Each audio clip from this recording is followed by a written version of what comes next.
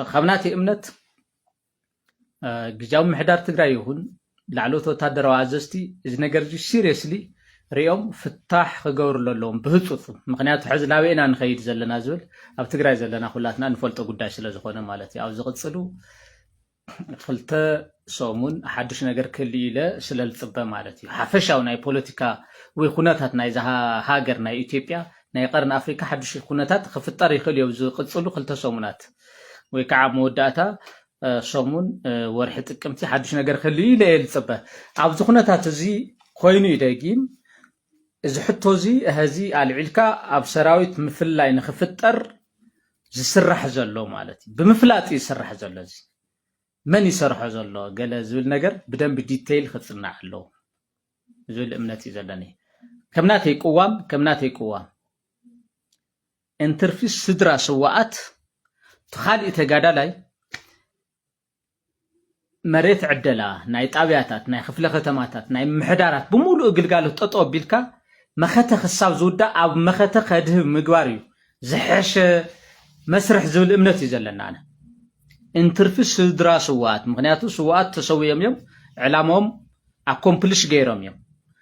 ሰለስተ ሰውኡ ንስድራ ስዋኣት ዝግበር ኩሉ መዳዊ ሓገዝ ኢንክሉዲንግ መጠሻ መሬት ዝቃወም ዝኾነ ይኹን ትግራዋይ የለን ተሃልዩ እውን ሕጋዊ ኣይኮነን ሞራላዊ እውን ኣይኮነን ሰብኣዊ እውን ኣይኮነን ተኻሊ ኣካል ጉድኡ ኣሎ ኣካል ዘይተጎደ ይኹን ዲዲኣር ዝወፀ ይኹን ዘይወፀ ይኹን ካብ መጠሻ መሬት ምዕዳል ጀሚርካ ኩሎም ናይ ቀበሌታት ረብሓታት ናይ ምሕዳር ናይ ጣብያታት ናይ ከተማታት ናይ ክፍለ ከተማታት ናይ ዞባታት ረብሓታት ጠጠው ኢሉ ኩሉ ተጋዳላይ ኣብ መኸተ ከድህብን ድሕሪ መኸተ ድማ ዝግብኦ ረብሓታቱ ብስነ ስርዓት ልዕሉ ተኻሊእ ናይ ሕብረተሰብ ክፍሊ ንኽግበረሉ ተዝግበር ዝሕሸ እዩ ዝብል ውልቃዊ ርድኢት ኣለና ኣነ እምነተይ እውን ንሱ እዩ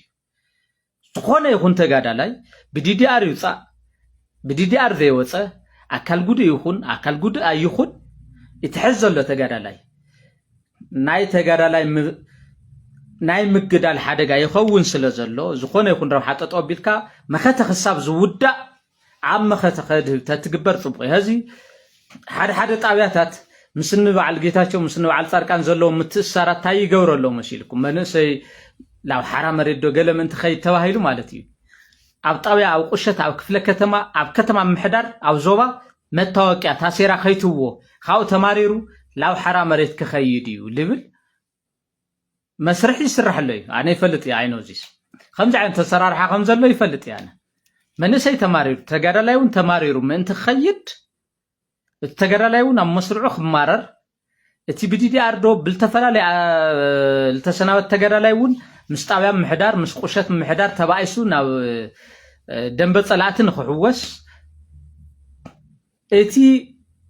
ስቑኢሉ መንእሰይ ዘይተጋዳላይ ዘሎ እውን ምስ ጣብያ ምስ ቁሸት ተባኢሱ ላብ ደንበ ፀላእቲ ንክበል ቶም ጣብያ መሓደርቲ ቁሸት መሓደርቲ ከተማ መሓደርቲ ዞባ መሓደርቲ ልትመንእሰይ እናባሳጨዩ ንኸበሳብስዎ ዝስራሕ መስርሕ ኔትወርክ ተዘርጊሑ እዩ ዘሎ እዚ ህወሓት ይፈልጦ ዶ ይፈልጦን ካሊእ ጉዳይ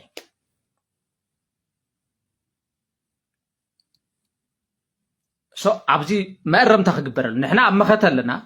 ዝኾነ ይኹን ተጋዳላይ ዲዲኣር ወፂኡ ኣሎ ተጋዳላይ ማለት ኩናት እንድሕር ዘየለ ሰላማዊ ነብሩ ክመርሕ እዩ ማለት እዩ ኩናት ተሃልዩ ላብ መስርዑ ክምለስ እዩ ህዝባዊ ግዴትኡ ክፍፅም እዩ ፊኒሽድ ብናተይ እምነት እዚ እዩ ስለዚ ናይዚ መቐፀልታ ስራሕቲ ይስርሑ ስለ ዘለዉ ኣብዚ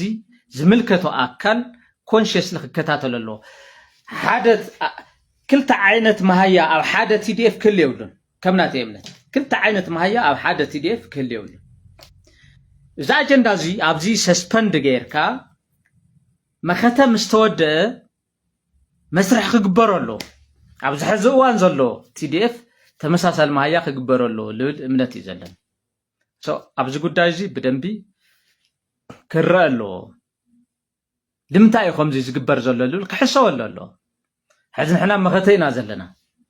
እዚ ነገር እዚ ዝምልከቶም ኣካላት መፍትሒ ክገብሩ ማለት ኩሉ ግዜ ሰላማዊ ሰልፊ ክግበር ከሎ ክንቃወም የብልናን ትክክል ኣይኮኑን ገለ ኢልካ ተቃውምካ ምኻድ ኣግባብ ኣይኮነን ሓደ ግዜ ትክክለኛ ተቃውሞ ስለ ዘለዉ ናይዞም ሎም መዓልቲ ዝወፁ ተጋደልቲ ሕቶ ብኣግባቡ ክተኣናገድ ኣለዎ ሓደ ተጋዳላይ معار السيرفيس النهابة معار الناتجادله معار الناقوسل النامكة الناتسوء التفلالي ما هيا خلي يقولون إذا كحسولي جلو سيريسلي مالتي زكاية دازي